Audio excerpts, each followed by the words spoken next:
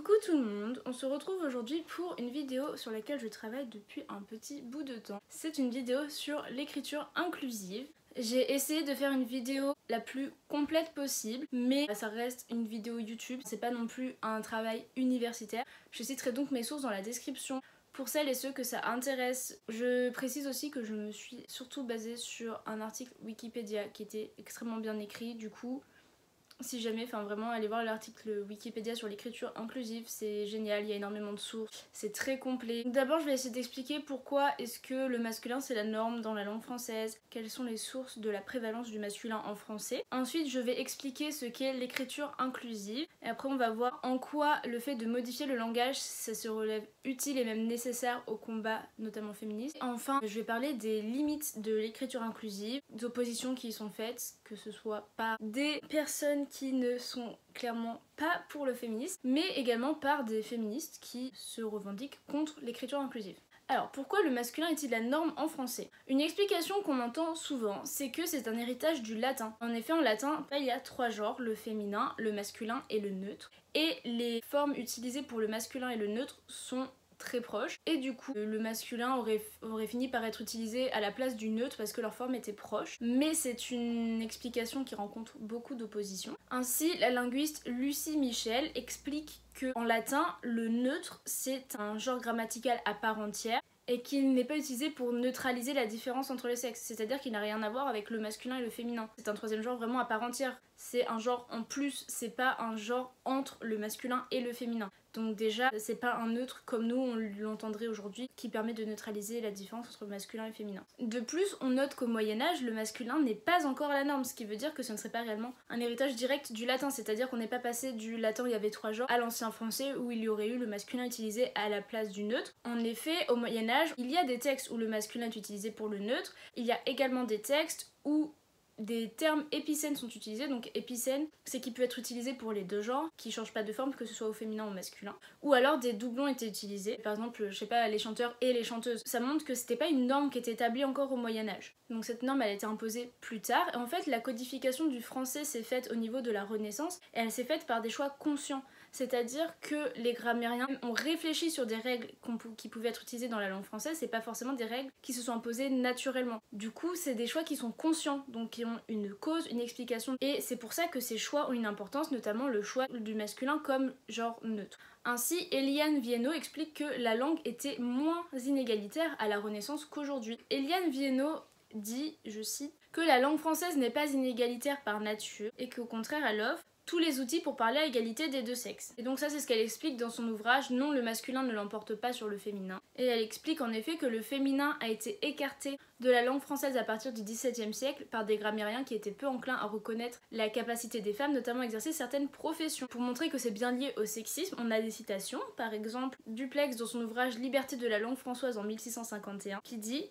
« Parce que le genre masculin est plus noble, il prévaut seul contre 2 ou plusieurs féminins. » Et dans la grammaire générale de Bosé en 1767, il est dit « Le masculin est réputé plus noble que le féminin à cause de la supériorité du mâle sur la femelle. » Donc pour tous ceux qui disent déjà que le fait que le masculin soit utilisé comme genre neutre dans la langue française, ceux qui disent que ça n'a pas de lien avec le sexisme, déjà c'est clairement des gens qui soit n'y connaissent pas grand chose en termes d'évolution du langage français, soit des gens qui veulent juste pas reconnaître que le sexisme est omniprésent dans notre société, notamment dans le langage, et qui veulent faire passer pour futiles les féministes qui s'opposent à l'utilisation du masculin comme neutre. Donc, contre cette présence du sexisme dans la langue française, un nouveau langage a fait son apparition, c'est ce qu'on appelle le langage inclusif. Le langage inclusif, c'est un langage qui veut inclure tout le monde, qui se veut plus représentatif de la société, dans lequel le masculin n'est pas la norme. Il est donc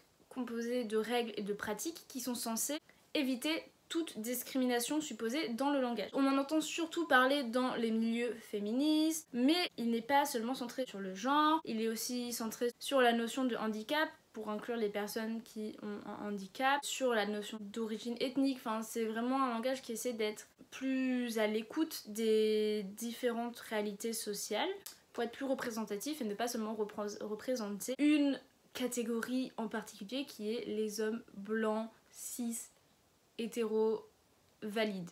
mais dans ma vidéo je vais surtout me concentrer sur la notion de genre. Le langage inclusif est centré sur 3 aspects principaux en français. La féminisation des titres de métier. Le langage inclusif est aussi centré sur le fait d'utiliser des expressions non genrées comme les droits humains au lieu des droits de l'homme, et le fait d'utiliser les 2 formes grammaticales, c'est-à-dire de faire apparaître la forme grammaticale masculine et la forme grammaticale féminine dans la même phrase. Par exemple, on peut dire il ou elle fait quelque chose. On peut aussi utiliser des formes liées par un point médian, un tiret, une apostrophe, etc. Des néologismes apparaissent également qui mélangent les termes masculins et féminins, comme par exemple agriculteurice, écrit à la fin T-E-U-R-I-C-E. Et il y a également une mesure qui a été adoptée par certains qui est l'accord de proximité comme en latin, c'est-à-dire que l'adjectif s'accorde au nom qui est le plus proche. Mais est-ce que la modification du langage, est-ce que c'est vraiment une mesure qui est utile et est-ce que c'est une mesure qui est nécessaire, notamment dans le combat du féminisme, ou est-ce que c'est juste un combat futile des féministes qui ne savent plus quoi faire de leur vie et qui se disent tiens, si on changeait le langage parce qu'on n'a rien d'autre à faire aujourd'hui, entre 2 brûlages de soutien-gorge, hop on va modifier le langage. Déjà, le langage inclusif est également appelé langage non sexiste. Ça implique que le langage que nous utilisons depuis des centaines d'années est sexiste. S'il est sexiste, ça veut dire qu'il a des implications sociales. Le fait de considérer que le langage a une influence sur notre conception du monde, c'est ce qu'on appelle le relativisme linguistique. C'est notamment une théorie sur laquelle ont travaillé l'anthropologue Edward Sapir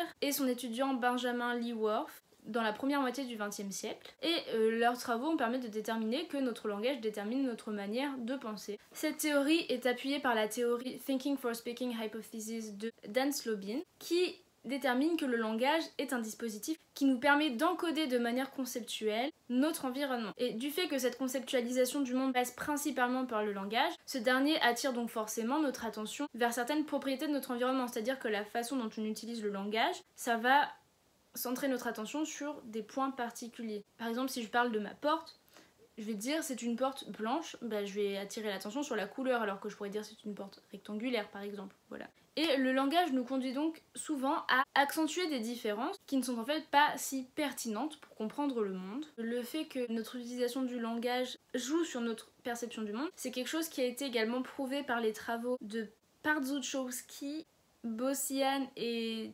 Gygax, je sais pas du tout prononcer les noms, je les écrirai sur l'écran. Donc ils ont fait des travaux en 2016 qui illustrent la théorie de Dan Slobin, et leurs travaux portent sur la forme diminutive polonaise ska, qui se rajoute à la fin d'un mot et qui signifie petit. Donc c'est comme nous le et à la fin d'un mot. Donc leurs travaux montrent que des personnes ayant reçu des pièces de monnaie qu'on leur a présentées en utilisant le diminutif ska à la fin, donc ce qui reviendrait à dire piécette au lieu de pièce en français, étaient moins contentes 3 minutes plus tard que celles qui avaient reçu la même pièce mais sans le diminutif ska. Ils ont expliqué cela par le fait que l'utilisation du diminutif a attiré leur attention sur la faible valeur de la pièce, ce qui montre donc que le langage a une influence sur notre vision du monde. Maintenant qu'on a vu que le langage a une influence sur notre vision du monde, ça paraît logique que l'utilisation du masculin constamment, ça vient perturber notre conception du monde. Les recherches en sciences sociales montrent que les langages dans lesquels le masculin est utilisé comme le neutre, ce sont des langages qui sont plus difficiles à comprendre pour le cerveau, ça nous rend confus. Et que cette confusion porte en faveur des hommes et dévalorise les femmes. Donc, les langages genrés dans lesquels le masculin est utilisé pour désigner des groupes mixtes posent plusieurs problèmes.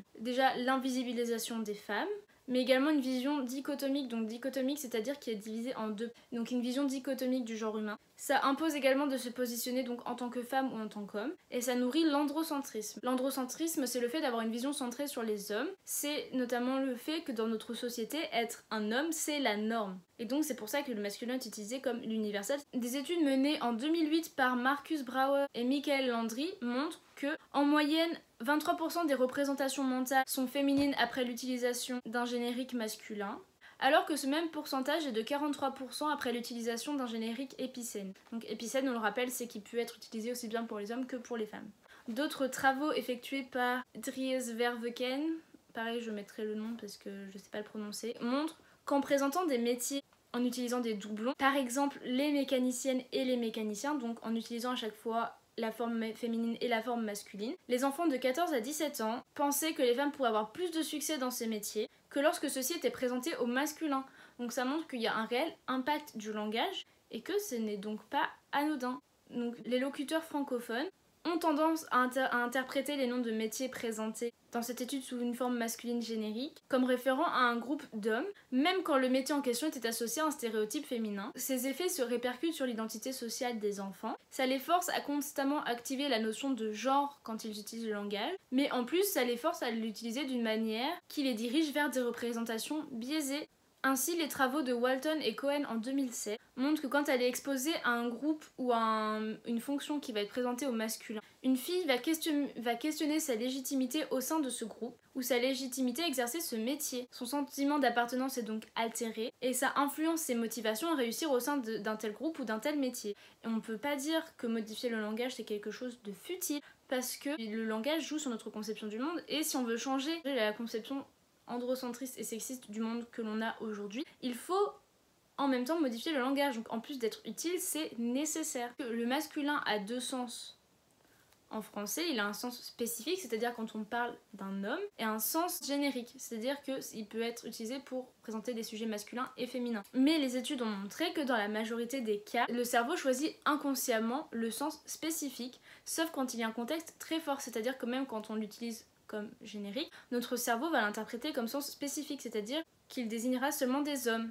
Et ce choix il se fait à chaque fois de façon inconsciente. Donc c'est-à-dire qu'on peut pas juste changer la façon dont on interprète le langage, il faut qu'on change le langage en lui-même. Donc l'écriture inclusive c'est génial, ça permet de changer notre vision sexiste du monde, mais il y a des limites à l'utilisation du langage inclusif. Les principales critiques qui sont faites au langage inclusif, c'est de produire des phrases qui sont inesthétiques, compliquées à lire, qui manquent de fluidité ou qui sont pleines de redondance. L'Académie française a notamment dit dans une déclaration d'octobre 2017 que c'est une langue désunie, disparate dans son expression, créant une confusion qui confine à l'illisibilité. Alors déjà je trouve ça assez ironique qu'ils parlent de langue désunie et compliquée à comprendre quand eux-mêmes participent à l'élitisation de la langue. Je sais pas si élitisation ça existe. Et je viens de l'inventer et c'est ça qui est beau. Mais ils disent que le langage inclusif désunit la langue. Je trouve ça quand même assez ironique. Contre ce genre d'accusation, Geoffrey Roger, donc qui est un linguiste, avance que l'utilisation d'un discours alarmiste de mise en garde est constitutif d'une pratique élitiste. Il dit « De tels discours idéologiques, s'agissant du français comme d'autres langues dominantes, s'interprètent comme constitutifs de la reproduction des élites. Il s'agit en définitive de défendre le monopole sur la norme standard exercée par des classes dirigeantes majoritairement masculines pour mieux légitimer leur accès exclusif au pouvoir. » Donc je pense que ça résume assez bien. Surtout que le fait de trouver des phrases inesthétiques, difficiles à lire, etc. ce sont des problèmes qui sont liés aux habitudes de lecture. Ce n'est pas objectivement compliqué à lire et inesthétique. Et le fait de rendre ça normal, ça va rentrer dans nos habitudes, donc on trouvera plus ça inesthétique ni difficile à lire.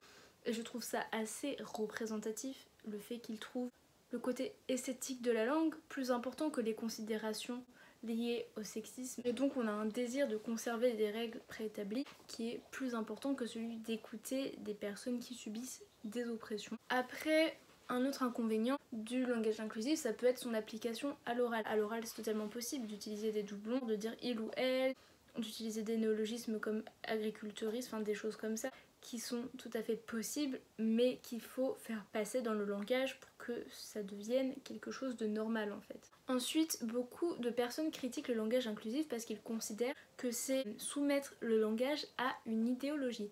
Alors comme on l'a vu déjà, le fait d'utiliser le masculin pour le neutre dans la langue française, c'est déjà témoin d'une idéologie sexiste. Après, il y a d'autres problèmes qui sont posés par le langage inclusif.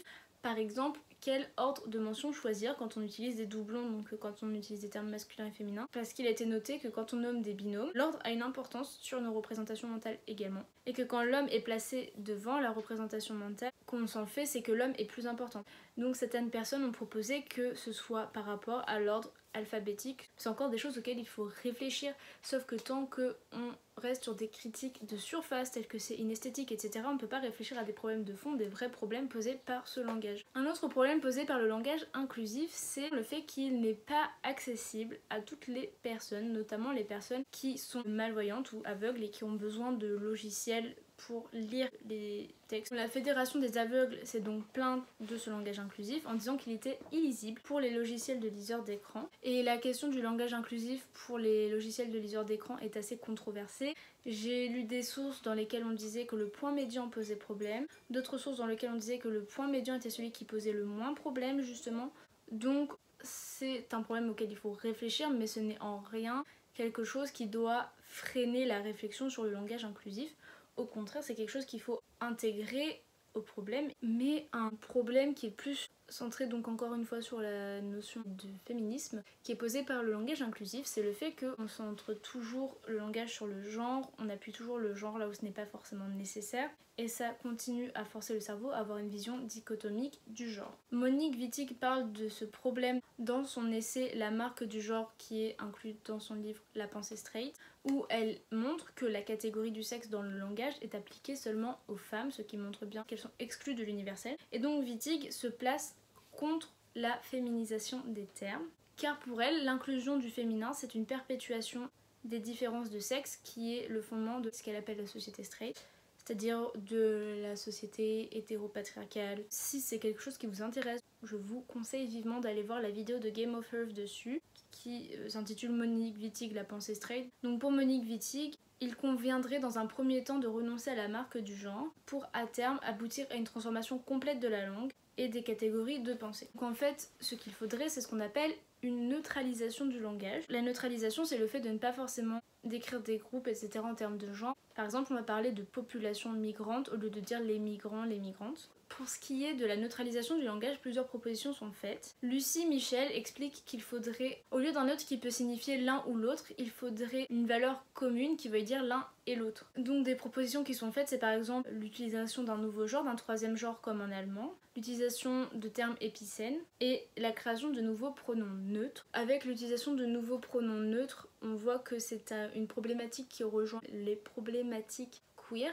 Et je pense que c'est important de lier toutes les problématiques féministes, les problématiques queer et les problématiques validistes pour réussir à établir un langage qui soit utilisable par tous et qui ne laisse personne de côté. Personnellement, je pense que renoncer à la marque du genre pour le féminin dans la société d'aujourd'hui, c'est juste effacer les femmes du langage, même si pour moi, je pense qu'une neutralisation du langage, c'est l'aboutissement vraiment du combat féministe. Je pense que de toute façon, la notion de genre aujourd'hui est tellement ancrée dans la société que l'effacement du genre, c'est quelque chose qui n'est pas envisageable pour l'instant et que c'est important de revaloriser la place des femmes et du féminin dans le langage, mais que en même temps, il faut continuer à avoir une réflexion sur une neutralisation du langage. Et je pense que ce n'est que quand les femmes auront pu s'approprier l'espace public, notamment le langage, qu'un effacement du genre sera possible sans que le neutre continue à profiter seulement aux hommes cis. Donc voilà, j'ai essayé de dire tout ce que j'avais à dire. Il y a peut-être des points que j'ai moins développés que ce que je voulais, où j'ai été moins claire. Si jamais il y a des choses qui sont pas compréhensibles ou où je me suis mal exprimée, ou même si j'ai dit des choses qui étaient problématiques, n'hésitez pas à venir me le dire en commentaire, je serai très heureuse de débattre et j'espère vous retrouver pour une nouvelle vidéo.